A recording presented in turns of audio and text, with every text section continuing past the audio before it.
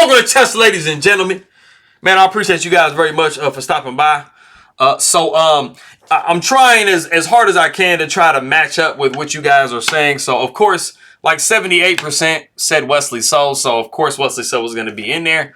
It was basically even with, like, other chess players. What else did I put? Asian chess players and former world champions. So, I just kind of went down the list. And I did come across this game, and this is between Wesley So and Alexandra Kosteniuk, and this is from the 2022 Rapid Chess Championship, it is it is week 4 Swiss round 6.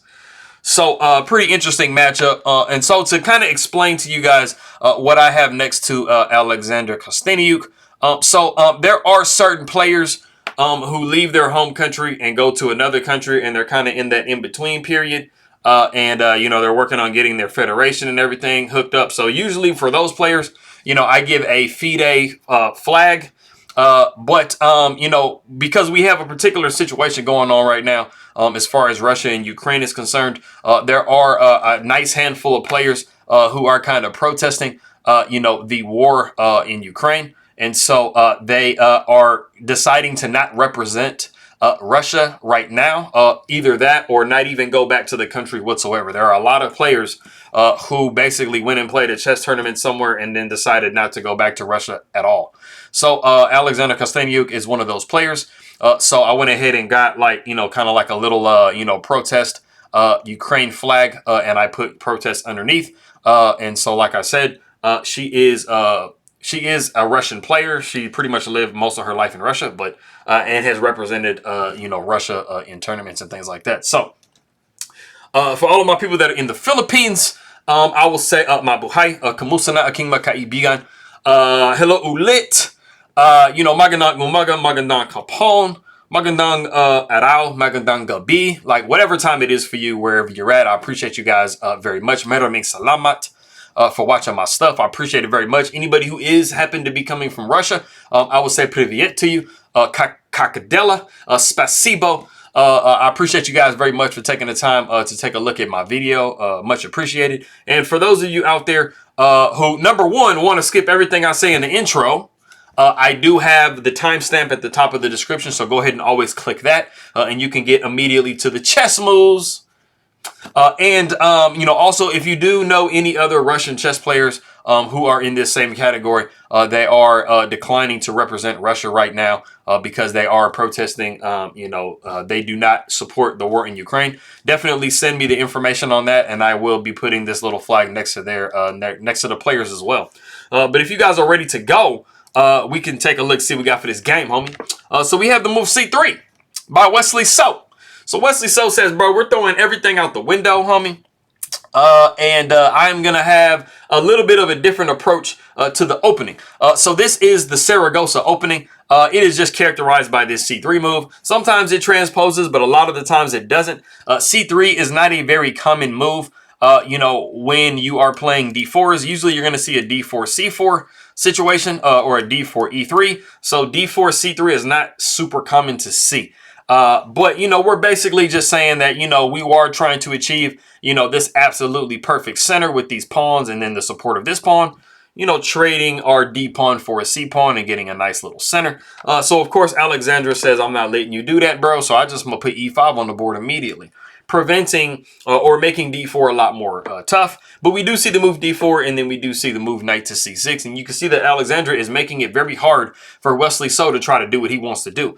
So we do see pawn taking E5, knight taking E5, a bishop going up to F4. And then we do see the novelty of the game. That it just shows you how rare this opening is to see at the high level. Knight to G6 is the novelty of the game. And it makes a lot of sense. I mean, it's kind of like a Trumpowski thing. The bishop does come here. You have a, I believe it's a French Rubinstein or a Carol Khan, where you do see the bishop coming here and then the knight comes back and you see bishop backing up to G3 type stuff. But backing up, after we see the move d4, like I said, you do want to see this, and then you have the ability to try to put e4 on the board and get that such situation going on. But you're going to see the move d5, so black is going to make it tough for you. But going back to what we had in the game, like I said, knight did come to g6. We see bishop back to g3. We see knight up to f6. We got knight to d2. And, I mean, this is actually the way that Wesley So is playing. He is really giving Alexandra a lot. In this particular thing. This is not, like I said, the most ideal way to throw your pawn out in the beginning of the game. And you do have one of your central pawns missing. So, I mean, it's a little bit passive, to be completely honest. And Alexandra just kind of has all her dreams that she wants. We do see the move d5, making this move really, really undesirable. And so we do see the move e3. We got bishop to d6. We got knight g to f3. We do see castles. We got bishop to d3, and then we do have the move c5. And then we do have castles by white. And so, like I was saying before, black has pretty much gotten a majority of what they want. White is maybe a touch ahead in development, but I mean, these knights are like, good enough place. You are castled. You do have this nice, somewhat pawn center going on. You kind of have passive setup for these pawns as white, and the knights are a little bit, like this knight specifically is a little bit more passively placed. So, I mean, it's not quite what you want to achieve out of the opening if you're white. But I think a majority of the reason that Wesley So is playing this way is he is just trying to throw off Alexandra as much as he can to try to get her out of any preparation. I mean, the interesting thing about this matchup here is the fact that Alexandra Kosteniuk is a former Chess 960 world champion, as well as Wesley So. Now, they've been pretty much for the past 25 years, ever since 96, they have come out with, an unofficial, Chess 960 world type of championship. And Alexandra has, kind of come and won that. And plus, she has also been the women's world champion. And she is a full-fledged grandmaster. So, I mean, Wesley So, I think, is just wanting to try to avoid, a deep theoretical battle. And he's just trying to get her into, some unfamiliar territory. So we're going to see if that works, homie. So we do see bishop taking g3, pawn taking g3. We got rook over to b8. Now, I actually kind of have a little bit of a problem with this move, just simply because it's kind of like a wasted move for black. Back position, homie. It's kind of a wasted move for black. There were some other moves that you could actually make. I mean, rook to e8 is always good, putting it on the half open file. And then bishop coming to g4 is also good as well. And then you have a little bit better range for this rook. You can move queen or something like that, do something, queen to b6 even. And then you just have a better, probably rook to e8, rook a to d8 type situation that you can put. And I mean, you're just a little bit more, developed a little bit better. But like I said, we do see the move rook to b8. So this kind of evens things out. We do see the move b4. We got b6. Rook goes over to b1. We got bishop to g4. So it does come, but like I said, everything is fairly even. White has maybe just a touch of an edge. Pawn takes c5, pawn takes c5. We see queen over to a4. And this move is actually going to become very interesting coming up here in a minute. We do see the move queen to c7. We got the move c4. Rook f comes to d8. And, I mean, this bishop is undefended. So, I mean, you got to be a little bit careful. So, rook does take b8. We see rook taking b8. Pawn taking d5, and I told you queen to a4 is kind of important because it is attacking this bishop, so you do not have the ability to take right here with the knight because the bishop would be hanging. So that was one of the nice little subtleties about queen to a4. We do see bishop up to d7, recognizing that and trying to come back with some tempo. But Wesley So says, bro, don't worry about my queen. I'm going to hit your queen, son. So we do see this exchange taking place. Bishop taking a4, pawn taking c7, sliding the rook over to c8. And then we do see the move rook over to c1. And of course, I mean, rook is going to take c7, so you don't have the ability to take c5. But you will see that white and black's complete focus is on this pawn right here. This is definitely by far the most valuable pawn for black to have on the board. So black is going to be doing everything in their power to protect this pawn, and white is going to be doing everything in their power to try to attack it. So we do see knight to b3. We got knight back to d7. The king goes over to f1. We got knight g back to f8. We see king over to e1. Knight comes down to e6. So you see that black has basically done, everything that they've needed to do to try to make sure that they are holding this pawn down as good as possible. We do see the move bishop to c4, trying to remove one of the defenders of that pawn because, I mean, the bishop is preventing the pushing, but, I mean, it's not directly attacking this pawn. So it's not really, you know, doing as good as far as, you know, like attacking anything. So, I mean, you might as well use it to try to remove a defender. So we do see the move h6 create some lift, never bad. We do see the rook up to c3. We see king over to f8. We got knight f to d2. We got king down to e7. And then we do see knight up to e4. And as you can see, this pressure is greatly building on this pawn. And so we do see the move f5 forcing the issue. So we have a nice little Zwischenzug situation going on. The bishop does take e6, pawn takes e4, and then we do see bishop back to f5 attacking this pawn. The bishop does take b3, pawn takes b3, knight goes to f6, and then we do have rook to c4. And I mean, there really isn't a great way to hold this pawn. So black is actually going to be going down a pawn. So the king does come to d6, bishop takes e4, knight takes e4, and then we do see rook taking e4. And the thing that I will say is you are up a pawn as white. But the thing about it too is, you know, black has a little bit more of a dominant position rather than you. Because, I mean, you see that your king is still stuck on the back rank. And you are kind of having to defend this pawn. This will become relevant later, you know. But, I mean, you do have a lot of activity for the black side, even, you know, the fact that they're down the pawn. So we do see rook over to b7 attacking the pawn. Rook goes to a4. You have to counterattack. There was no way to really defend the pawn. And then we do see the move h5. We got g4. Pawn takes g4, rook takes d4, rook takes b3, rook takes g7. And we do have the move a5. We got rook to a7, rook to a3. We got the move g4. And I mean, at the end of the day, you really can't say like who's winning. I mean, it's a definite edge for white, but it's not like it's just completely just winning the entire game.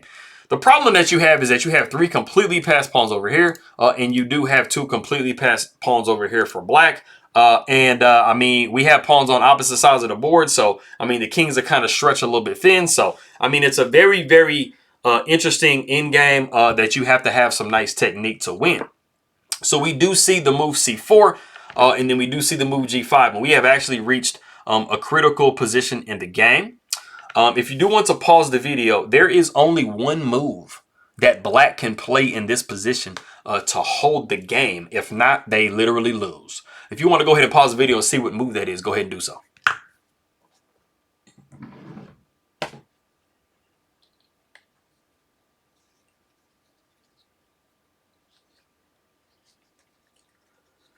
Okay, so clean my glasses a little bit of touch. All right, so the thing that you have to be thinking about is you really, really want to, there's 2 things for black. You really, really want to be tying this king down to the protection of this pawn. And you do also want to try to restrict the king as much as possible. But there is only one move to actually do that. And the move is actually rook down to a1 with check. This was not what was seen in the game. But rook to a1 with check, it forces white to have to try to make a decision.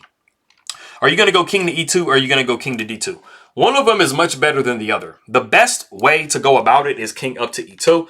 And then after you see rook to a2 with check, you really ultimately want to have your rook on the a2 square. But going rook to a1 with check first is the best way to get to do that, because then you're not losing any time by putting your rook directly on that rank. Rank. So we would probably see king going to f3, and then we would see the move c3. And you have successfully moved the king away. And you are, I mean, you're making it really hard for white in this particular situation. If we go back after rook to a1 with check, if the king decided to go to d2, this would be completely holdable. You would be still placing the check on a2, but I mean, black has a decision to make. Do you go back down to e1 or do you go to c3? It is actually best to go to c3, and you are just giving up this pawn, which is what black was looking to go for. After rook to a2, if you go back down to e1, you do have the move c3, and you are having a decision to make in this particular position. Do you go slide over and try to blockade this pawn and allow this f pawn to go, or do you keep pushing pawns? And this pawn is actually very, very close to promotion. So that is the 2 ways that black holds this position. So like I said, if you guess rook to a1, you would be gangster, understanding that you need to be on the 7th. But we do see the move c3 in this position. And this is, as long as white finds the correct move, this is basically white being able to escape this, kind of equal situation that we see. The king does slide down to d1, so leave it to Wesley So to find the correct move. We do see king down to c5. We see the move g6. We got king to c4, which, I mean, might look kind of crazy. You're like, man, the king is getting close. This pawn is dangerous looking. But we do see the move g7. And now we have rook to a1, but the king does have the ability to step to the side. King to c2, and then you do have a rook to g1. You have to be careful because that pawn is very, very close to promotion. And then it does allow rook taking a5. And then after the rook does go to g7, we do see rook to a4 with check. The king goes to b5. We see rook to f4. And this is why you see why it was so important to win this f-pawn, because this f-pawn is actually going to be like the champion of the world. We do see rook over to c7. We got rook over to d4. We got rook over to f7. And then we have the very, very nice, crucial f4 move. We got the rook going back over to c7. You know, we got to kind of protect that pawn. That's our only hope, right? We do see the move f5. We got rook down to c6. We see e4. The rook goes back up to c7. We see the move e5. We got the move king to c5. And then we have king taking c3. And it is in this position that Kosteniuk does resign the game. The major problem that you're having to look at in this particular situation is the fact that these two pawns, once they reach, you know, this rank, then basically there really isn't a way for the rook to actually hold the pieces. One of them is going to promote regardless of what you do. So, I mean, this is just a completely one position. And like I said, going back to this situation here, we had to get our rook onto a2 some kind of way to force white in a situation where they either abandon the c-pawn or they start to cover their own pawns. And at the moment, you do see this rook tying this king down to the protection of this f2 pawn. You know, this is the most crucial pawn that white has in their position, even though you see this pawn way up here. Anyways, that is that game. So it was a pretty interesting game. I mean, when you get into these rook end games with pawns, I mean, it is very, very subtle. So it is a very interesting situation. But I appreciate you guys very much. Maraming salamat and let me see, spasibo. And I'll see you guys next time.